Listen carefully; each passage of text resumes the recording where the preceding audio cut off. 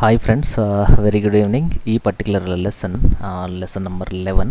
So ఈ లెసన్లో మనం కంప్లీట్గా లైన్ టూల్స్ అంటే ఇలిస్ట్రేటర్లో ఉన్న లైన్ టూల్స్ ఎలా యూజ్ చేయాలి, వాటిలో ఎన్ని కేటగిరీస్ ఉన్నాయి, ప్రతి కేటగిరీలో ఉన్న అడ్వాంటేజ్ డిసడ్వాంటేజెస్.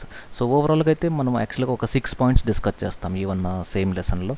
అసలు లిస్ట్ ఆఫ్ అవైలబుల్ టూల్స్ అంటే ఈ యొక్క పర్టికులర్ ఫ్యామిలీలో మనకి ఎన్ని టూల్స్ ఉన్నాయి అంటే మీరు ఒక్కసారి ఇక్కడ చూడండి. ఇప్పటి వరకు మనం ఈ 4 టూల్స్ గురించి డిస్కస్ చేసాం. ఈవెన్ టైప్ టూల్స్ కూడా మనం డిస్కస్ చేసాం. ఈ నెక్స్ట్ అంటే పెన్ టూల్కి ఎగ్జాక్ట్గా బిలో ఉన్న ఈ కేటగిరీ, ఈ లిస్ట్ ఆఫ్ కేటగిరీని మనము ఆల్సో నోన్ యాజ్ స్ప్లైన్స్ అంటారు. ఇక్కడ చూడండి, ఆల్సో నోన్ యాజ్ స్ప్లైన్స్. లేదు అనుకున్నప్పుడు లైన్ టూల్స్ అని కూడా మనం పిలవచ్చు. సో ఈ పర్టికులర్ ఫ్యామిలీలో లైన్ టూల్ లైన్ టూల్ అంటే బేసిక్గా ఇక్కడ చూడండి, ఇవన్నీ లైన్స్. ఓకే, సో ఒక న్యూ డాక్యుమెంట్ తీసుకుంటాను ఇక్కడ మనం, సో దట్ మనం ఎలా యూజ్ చేయాలో ఈ న్యూ డాక్యుమెంట్లో ట్రై చేద్దాం. ఈ లైన్ టూల్ బై డిఫాల్ట్ ఇది స్ట్రోక్ కలర్ని తీసుకుంటుంది. స్ట్రోక్లో ఏముంది, ఫర్ ఎగ్జాంపుల్ బ్లాక్ ఉంది, నాకు రెడ్ కావాలి ఆర్ బ్లూ కావాలి. ఎప్పుడైతే మీరు ఇలా క్లిక్ చేసి అంటే డ్రాగ్ చేయకుండా ఇక్కడ క్లిక్ చేశారనుకోండి, అడుగుతుంది ఎంత సైజు కావాలి, నాకు ఒక 300. యాంగిల్ ఎంత కావాలి, ఇక్కడ చూడండి, యాంగిల్ ఈజ్ నథింగ్ బట్ 45 కాకుండా 0 కావాలి. ఇప్పుడు నేను ఎప్పుడైతే ఓకే క్లిక్ చేస్తానో ఆటోమేటిక్గా నాకు ఈ 300 పిక్సెల్స్లో ఒక లైన్ క్రియేట్ అవుతుంది. లేదు అనుకుంటే మీరు ఇలా క్లిక్ చేసి కూడా ఇలా డ్రాగ్ చేయొచ్చు. Okay, fine. అంటే మీకు ఒకటేమో టూల్ సెలెక్ట్ చేసి షిఫ్ట్ లేకుండా డ్రా చేస్తే ఇలా అంటే మీకు డైగోనల్ లైన్స్ ఫామ్ అవుతాయి, రైట్? ఇలా ఎన్ని లైన్స్ అయినా డ్రా చేసుకోవచ్చు. లేదు విత్ షిఫ్ట్ డ్రా చేస్తే స్ట్రైట్ లైన్స్ ఫామ్ అవుతాయి.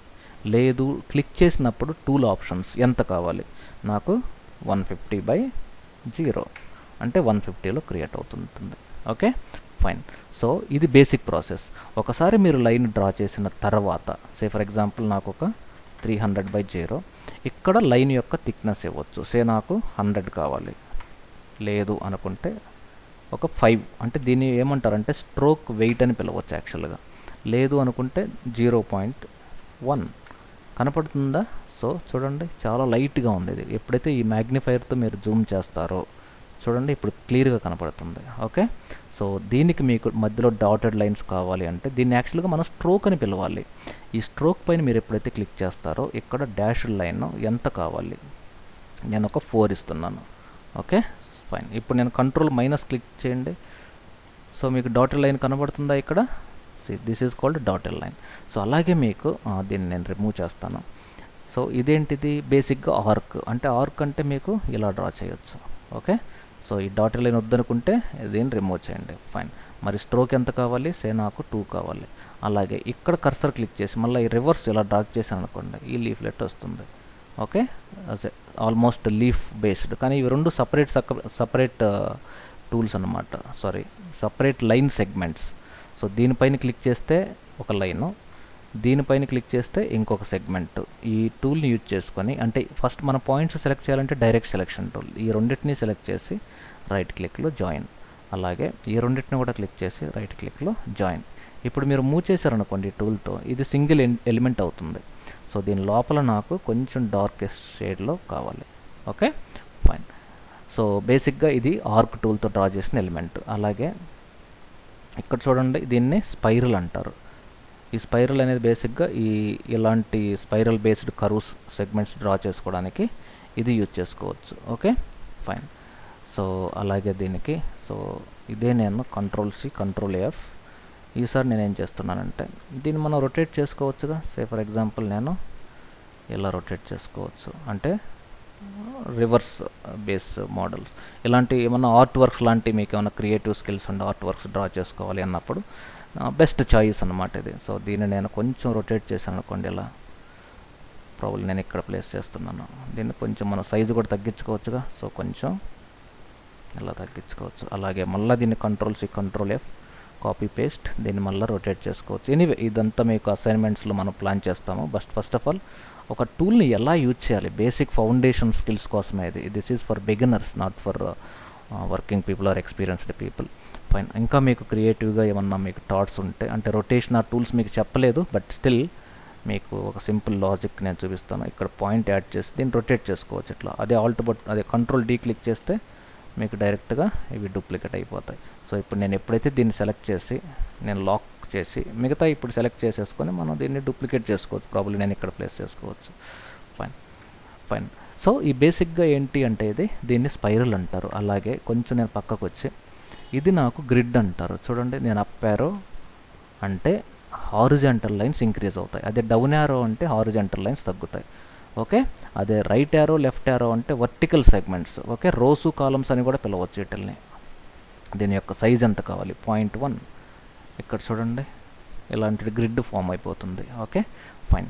సో ఇదే మీకు సర్క్యులర్లో కావాలి అనుకుంటే దిస్ ఈజ్ సర్క్యులర్. దీంట్లో కూడా సేమ్ మీకు అప్ యారో అంటే మీకు ఈ రౌండెడ్ మధ్యలో ఉన్న ఇవి చేంజ్ అవుతాయి. అదే మీకు రైట్ యారో లెఫ్ట్ యారో అంటే ఈ వర్టికల్ డివైడర్స్ చేంజ్ అవుతాయి.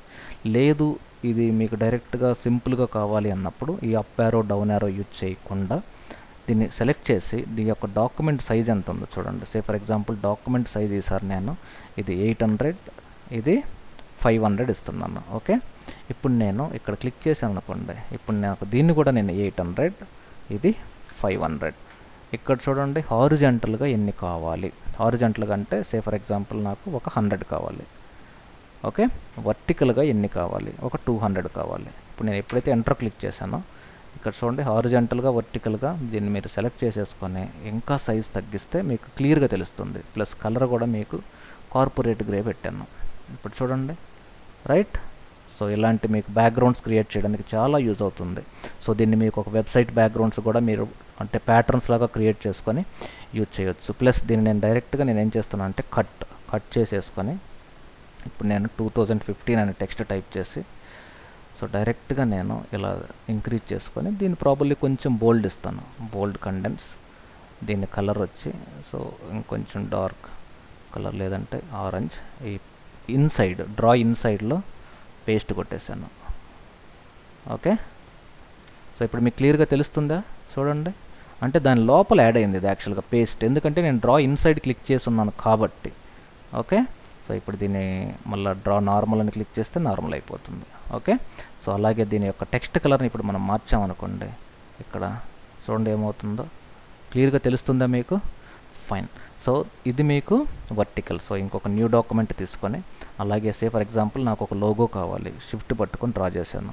ఈ వర్టికల్గా ఉన్నాయి నాకు, అంటే ఇది రొటేటెడ్, సారీ దీన్ని క్లిక్ చేయండి, వాటి పేర్లు ఇక్కడ తెలుస్తుంది. Concentric dividers, radial dividers. Concentric dividers నాకు అవసరం లేదు, రేడియల్ డివైడర్స్ నాకు ఓన్లీ ఫర్ 4 కావాలి. ఇప్పుడు నేను ఓకే క్లిక్ చేశాను అనుకోండి, వీటిని ఇప్పుడు ఈజీగా మీరు కలర్ ఫిల్ చేసుకోవచ్చు. ఈ ఏరియాలో ఒక కలరు, ఈ ఏరియాలో ఒక కలరు. ఎలా ఫిల్ చేయాలంటే ఈ బకెట్ లోపల లైవ్ పెయింట్ ఒక టూల్ అని ఉంటుంది. సో దీని గురించి మళ్ళీ ఇంకొక సెషన్లో నేను డెఫినెట్గా మీకు ఎక్స్ప్లెయిన్ చేస్తాను. సో ఇక్కడ చూడండి సే గ్రేడియంట్. సో ఇక్కడ ప్రాబబ్లీ ఈ లైవ్ పెయింట్లో ఏ కలర్ కావాలి? నాకు ఈ కలర్ ఇక్కడ, అలాగే ఈ గ్రీన్ వచ్చి సే ప్రాబబ్లీ ఈ ఏరియాలో, అలాగే సే ఇంకో నాకు లైట్ క్రీమ్ కలర్ సే ఈ ఏరియాలో, ఇంకొక డిఫరెంట్ ఎల్లో షేడ్ వచ్చి ఈ ఏరియాలో. Okay fine.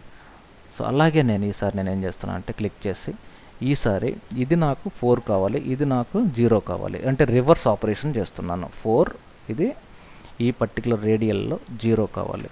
చూడండి, ఇప్పుడు మీకు సేమ్ ప్రాసెస్ని యూజ్ చేసుకొని ఇక్కడ మీకు స్వాచెస్లో ఏదన్నా ఒక కలర్ సెలెక్ట్ చేసుకొని ఈ పర్టికులర్ టూల్తో ఇక్కడ క్లిక్ చేయొచ్చు. అలాగే ఇది రెడ్, అలాగే ఇది బ్లూ, అలాగే ఇది ఎల్లో, అలాగే some other colour. Even if you want gradient also you can try that, not an issue.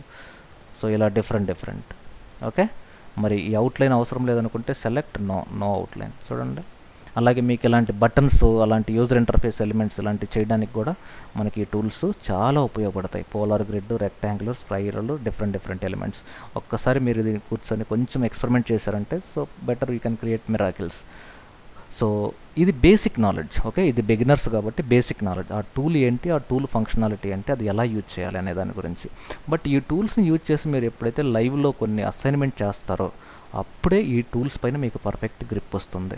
ఆ లైవ్ అసైన్మెంట్స్ కోసం ఒక్కసారి టూల్స్ అయిపోయిన తర్వాత మన ఎంటైర్ ఫోకస్ లైవ్ అసైన్మెంట్సే కాబట్టి ఫస్ట్ మీకు ఒక బేసిక్ నాలెడ్జ్ కోసమే నేను ఇప్పుడు మీకు ప్రయత్నిస్తున్నాను. But once you get some basic knowledge then will work on live assignments. So this is all about working with line tools. Okay, so thank you very much for watching Digital Vidya tutorials. Stay tuned.